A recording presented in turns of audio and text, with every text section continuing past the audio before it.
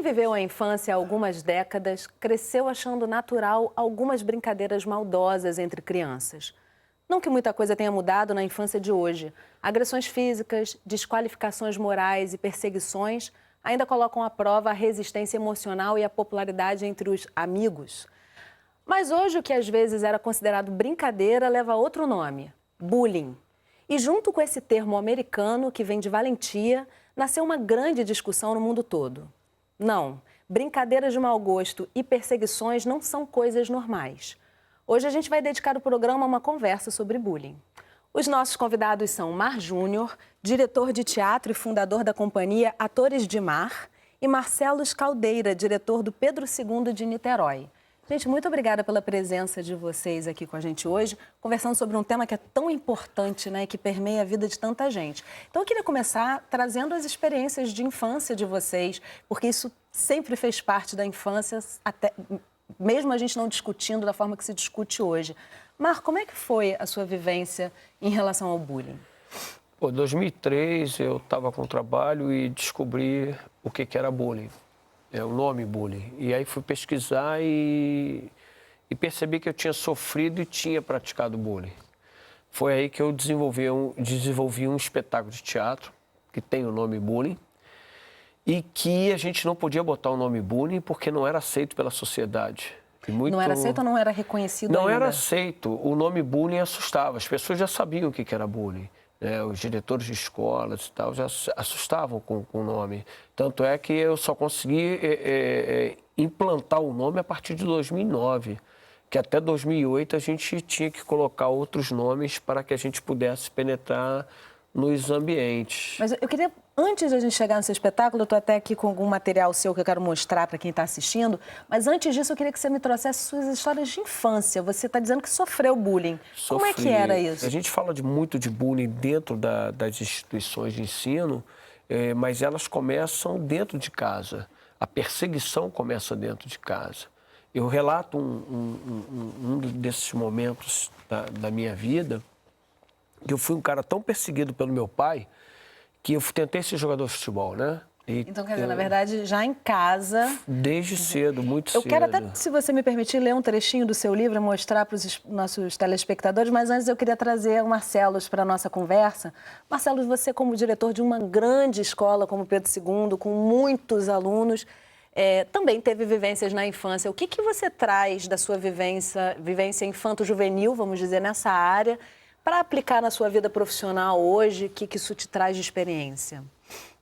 Bom, eu nunca fui vítima propriamente de bullying, mas testemunhei casos nas escolas que eu estudei de colegas que acabavam sendo vítimas. Um caso que me vem aqui à mente agora, que eu lembro que no antigo segundo grau, né, que a gente chama de ensino médio hoje, um colega de turma, ele era uma pessoa muito retraída, muito isolada, não se relacionava muito com as pessoas, e aí tinham alguns colegas de turma que implicavam com ele o tempo todo, insistiam, e um dia ele teve um acesso de fúria, né? Depois de muitas vezes ser importunado, teve um acesso de fúria e teve uma agressividade que ninguém imaginava que poderia partir dele. Então, das situações que eu vivenciei, essa foi a mais marcante que me vem à mente agora. E depois que eu me tornei professor, eu sempre observei muito isso, aquele aluno que às vezes é muito isolado e aquele isolamento normalmente traz alguma dificuldade de aprendizagem, então isso sempre despertou a minha atenção. E, enfim, sempre procurei buscar o setor de orientação para encaminhar uma solução, uma conversa para resolver o problema. Depois que eu me tornei diretor, lá na escola, no campus de Niterói, eu tenho uma equipe lá de orientadoras muito comprometidas, né? Então a gente sempre atua muito na identificação do problema, entendeu? Embora tenham sido poucos. Isso é uma questão, né, Marcelo, que a escola precisa estar muito atenta a isso, que cada criança tem seu tempo e esse tempo muitas vezes abre esse espaço, né, para uma desqualificação de outros alunos, enfim. O que eu entendo é que a escola ela deve sempre estimular a cooperação, o trabalho conjunto entre os alunos. Vou te citar um exemplo prático lá no campus de Niterói. Há muitos anos atrás, a equipe de coordenadores, nós tínhamos lá uma coordenação por cada série. Então, eles criaram um trabalho, um ensino colaborativo, que é um trabalho 100% voluntário, o aluno não recebe nada, mas são aqueles alunos que mais se destacam em alguma disciplina para ajudar aquele colega que tem alguma dificuldade.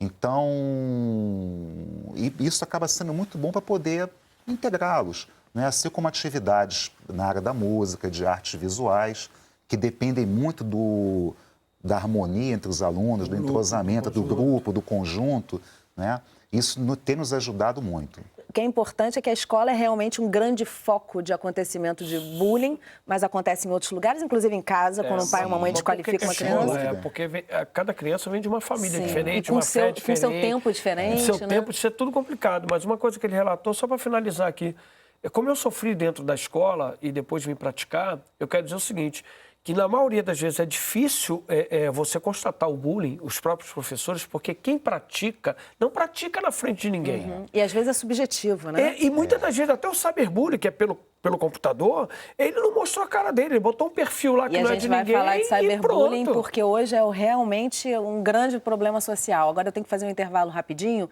e no próximo bloco a gente vai ver alunos de uma escola da Zona Norte do Rio contando suas experiências de bullying e a análise da psicóloga Nazaré. O tema de hoje é bullying. A gente veio conversar com a doutora Nazaré Ribeiro, mas antes da gente conversar, a gente vai assistir um vídeo de uma produção que a gente fez há um tempo atrás.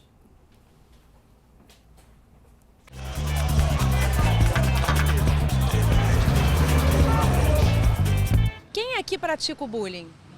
Mais ou A menos. nossa turma tem muito, hoje já teve já. Zoação dos garotos querendo aparecer. Nós estava pegando um Foi colega, ele ali, a gente sacaneou jogando no chão, ele ficava batendo, Ali, aquele ó. menino ali. Agredindo fisicamente? Não, mas era brincando. na brincadeira. Era de brincadeira. Brincadeirinha de mau gosto. Eles se sentem mais assim, querem mostrar para os outros, né, que eles são mais fortes, né? Ele acaba ficando popular, juntando mais pessoas ao redor dele que acabam fazendo a mesma coisa. Tá com a turma, com os colegas, e aí sempre tem aqueles que falam, se você não fizer, que você é bobo, que você é isso, aquilo. Quem são as vítimas escolhidas geralmente? Falam que são feios, que não são muito inteligentes ou são inteligentes. Aqueles alunos que sempre perguntam pro professor, que fazem perguntas, os estudiosos. Se reagir, aí mesmo que eles vão cair em cima, vão ficar brincando, zoando, mais ainda. Como é que você se sente quando você olha, vê isso acontecer? Eu tento fingir que não vejo, Eles ficam reprimidos de não falar, né? porque se misturar também é zoado, isso pode sofrer também. Essas pessoas carregam consequências na idade adulta? A vítima, ela fica muito traumatizada, às vezes ela para de ir para a escola. Fica desestimulado a estudar, é muito tímido. A cultura do bullying vem de casa ou se aprende na escola? Os dois. Qual é o papel dos pais para evitar o bullying, tanto para uma criança vítima quanto para um agressor? É falar que isso é errado, falar com os professores também para ficarem de olho. Acho que às vezes os pais nem sabem. Apanha em casa, aí que eles contaram nos outros na escola. A educação é tudo, né? Porque senão, se eles em casa são assim violentos, aqui na escola vai ser também, né? A escola tem que estar presente, né? Verificando e mostrando isso. De que forma o professor pode agir para evitar o bullying? Repreender, né? Botar de castigo, chamar os pais, conversar. Parar as pessoas quando estão brigando. Ou então levar para a coordenação. Fica uma situação complicada, porque os alunos não respeitam o professor. Garota aqui também na escola que botou cola na cadeira da professora, a professora caiu. Qual é a solução para isso? Alguma punição mais severa que faça acordar e que não participe, né, mais disso, né? Qual é a sua parte nisso? Parar com a violência e começar com a educação e tirar 10 na prova. Tem bastante coisa para discutir, né? Doutora, existe um limite entre a brincadeira e o bullying? Pois é, Eduardo, o que acontece é que assim, o bullying, ele vai além da brincadeira. Eu costumo dizer que brincadeira é quando as duas partes se divertem. A partir do momento que você está sendo agressor, que você está falando uma palavra que você percebe que o outro não está gostando, já deixou de ser brincadeira. E quem pratica o bullying, né? Essas crianças que a gente viu aqui, a maioria crianças, adolescente, eles têm noção do que estão fazendo, realmente? Pois é, você viu que tem uma menina que falou que a pessoa quer ser popular, né? Então tem esse estigma de que o bullying, a pessoa que pratica o bullying, ela vai ser mais popular. Nem sempre. Às vezes ela faz até com essa intenção. Um outro menininho falou, a gente é agredido em casa, então a gente agride também. Então pode ser uma defesa. Nem sempre o bullying é aquela pessoa forte, independente, com autoestima alta. Nem sempre. E as vítimas, o perfil, geralmente, qual é?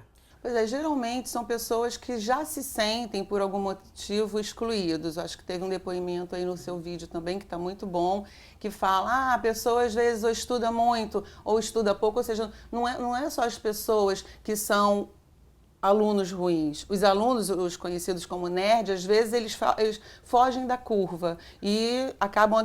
Você viu que a menina falou, a gente não estuda tanto, ele estuda, então ele é diferente ou diferente. Eles usam isso. E a pessoa que não consegue superar isso, que danos pode causar na vida? Danos emocionais, psicológicos. Muitas pessoas vêm fazer terapia. Eu tenho adultos hoje que vieram por causa disso. A questão da autoestima, né? A pessoa fica com a autoestima fragilizada e pode progredir até para outros transtornos, que eu acho isso muito importante. A fobia social. Eu peguei clientes que se autoflagelavam, puxavam cabelo, alguns se cortavam, só usavam manga comprida para esconder. E, doutora, está muito comum o bullying agora pela internet.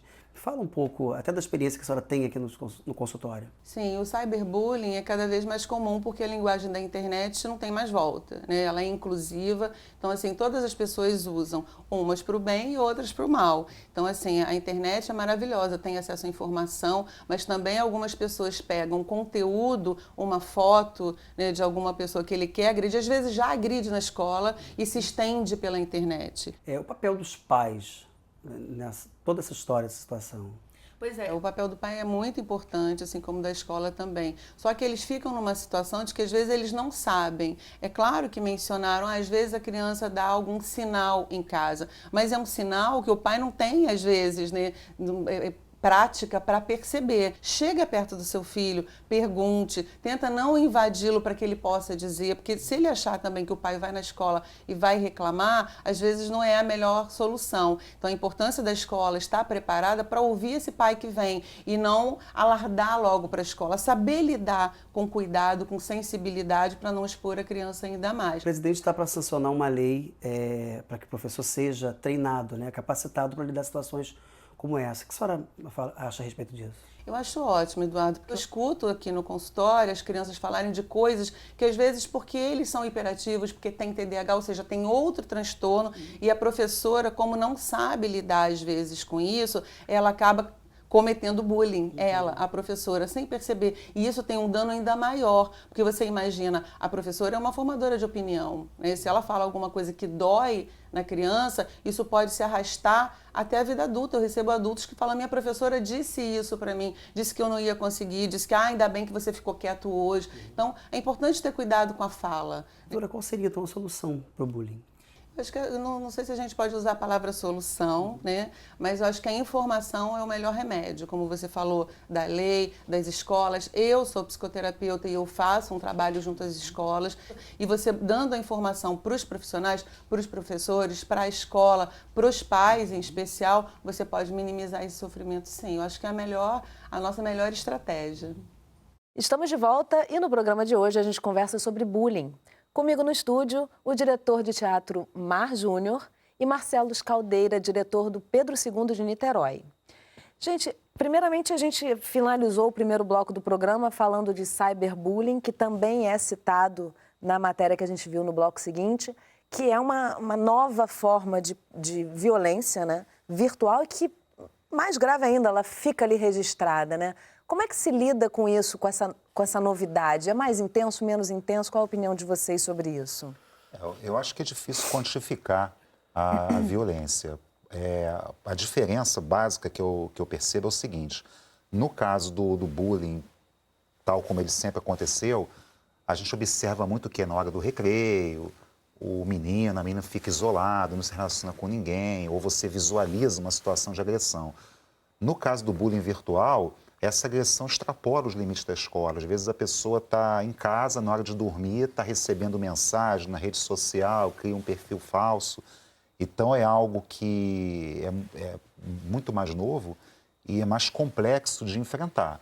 Hoje mesmo, especialmente no momento que nós estamos aqui, lá no colégio agora, está tendo uma palestra, uma oficina do Ministério Público tratando exatamente sobre esse assunto. Importantíssimo esse tipo de iniciativa, Sem né? dúvida, sem dúvida. Para poder capacitar os profissionais da escola a como enfrentarem melhor essa situação. O que eu pessoalmente entendo é que quanto mais o jovem tem confiança na instituição, nas pessoas que trabalham lá, para que ele possa também relatar o seu problema, isso ajuda muito a que ele seja enfrentado. Não só o jovem, como a família também.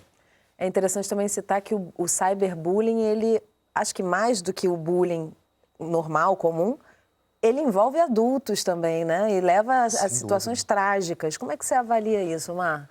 O que mudou? Você que faz todo um trabalho em volta, né?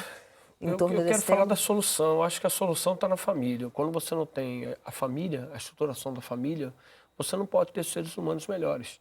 A gente só fala toda hora do problema do bullying, do cyberbullying, e a gente quer fechar os olhos, fica cego, surdo e mudo, e não vê que o problema está relacionado na família. Agora, vocês viram os depoimentos das crianças, né, nas ruas? Assim, é interessante que elas são muito espontâneas, né? Verdadeiras. Né? Verdadeiras, e é natural para elas aquela brincadeira. Eles realmente... Ali tem um menino que ele foi a vítima do bullying que os outros estão citando, né? E que para eles...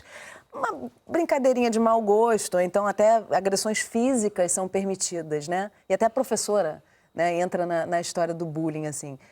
Qual a importância de pelo menos se dar conta disso, Marcelo? Deles perceberem que ali tem uma situação que não deveria ser normalizada? No depoimento da psicoterapeuta, ela abordou de uma maneira muito interessante. Quando você tem uma brincadeira que as duas partes consentem, é uma brincadeira. Quando uma das partes está incomodada, deixou de ser uma brincadeira. Não sei se é o que o objeto da tua pergunta, mas eu acho o seguinte, que o importante é a identificação imediata do problema. Não é normal, por exemplo, um jovem ficar isolado, né? Se ele está muito isolado numa hora do recreio, alguma coisa diferente está acontecendo. Agora, a participação dos pais, que é citada ali também, né? Ela cita, no caso, os seus pais, por exemplo, Mara, eles tinham conhecimento de tudo que você estava vivenciando? Olha, eu vivi dentro de casa, né? Só não tinham se fechasse os olhos. Isso é muito grave, né? E um detalhe, só para completar, lá o raciocínio da primeira, eu me descobri. Tudo isso que aconteceu comigo, da minha falta de condições de ver uma hora, botar um cadastro, saber as palavras, etc., porque eu tinha um problema de cérebro, porque o meu pai, com muito pequenininho, com um ano e meio, batia com a minha cabeça na parede. E isso, eu fui crescendo sem saber nada disso, sem saber nada disso. Até a própria violência emocional já causa esse tipo de atraso, né? Eu nem esperava que você dissesse essa questão da agressão física, nem se fala, mas a agressão emocional, o medo de não estar satisfazendo, de não estar correspondendo, eu estou com 54 anos, né? com 49 anos, eu estava 6 anos sem carteira de habilitação, dirigindo, porque eu tinha medo de fazer uma prova. Eu era convidado para fazer algum teste, uma televisão, alguma coisa, eu não ia porque eu tinha medo de fazer um teste. Eu parei de estudar, então eu conseguia quebrar todos os meus fantasmas aos quase 50 anos de idade, sabe? E imagine, eu com 50 vivi a vida inteira sofrendo por uma situação que podia ter acabado com a minha vida. Eu tentei o suicídio. Agora, o mais importante que eu quero dizer para vocês é o seguinte, que a partir do momento que eu soube, meu pai já é morto há muitos anos, que eu soube que o porquê que meu pai agia daquela forma comigo, eu consegui perdoá-lo. Então, bom para mim, ruim para ele. Passa de geração para geração, né? Eu consegui perdoá-lo porque ele perdeu o irmão com 11 anos no elevador e foi acusado pela mãe a vida inteira de ter sido seu assassino. Isso é uma coisa que passa realmente... A educação passa de pai para filho, né? Você tem que cortar esse ciclo em algum momento. Agora, eu queria trazer de volta a participação dos pais com você, Marcelo. Como é que você percebe a participação dos pais no Pedro II hoje? Como é que vocês lidam com isso lá? No caso, ela fala que é importante que isso seja feito de uma maneira adequada, porque senão a criança passa a sofrer mais bullying ainda, né? Tipo, pediu socorro para os pais. Como é que vocês lidam com isso? Bom, a participação da família é essencial. Como eu falei aqui no início, lá no campus de Niterói, nós praticamente tivemos pouquíssimos casos de bullying. E sem a parceria com a família, é muito difícil encontrar uma solução. Eu acho que se a escola trabalha a tolerância, a convivência com as pessoas diferentes, por qualquer que seja o motivo, isso é essencial. Você criar um ambiente, eu acho que criar um ambiente de tolerância, eu acho que a criança ir para a escola, se sentir à vontade, ser ela mesma na escola, eu acho que isso é essencial. Trazer a comunidade, né? Quer dizer, os pais são fundamentais para que haja esse elo entre os profissionais de educação e eles, para que os filhos possam tentar conviver melhor entre eles, porque a gente sabe que todo mundo, ninguém é igual. Então, aceitação das diferenças é fundamental. A gente precisa aceitar. Uma coisa que eu queria, para finalizar, dizer é que na hora que realmente tiver esse trabalho de prevenção nas escolas, em casa, nas ruas, nas cidades, com certeza o cyberbullying também vai parar de acontecer, né? Tudo uma questão de consciência. Gente, eu queria agradecer muitíssimo a participação de vocês aqui com a gente. Muito obrigada. E você, já sofreu ou praticou bullying? Então compartilha com a gente. É só entrar em contato pela nossa página ou ligar gratuitamente. E obrigada por acompanhar a gente aqui pelo Canal Saúde, pela internet ou por um dos nossos canais parceiros. Não vai faltar a nossa próxima Conversa em Família. Tchau!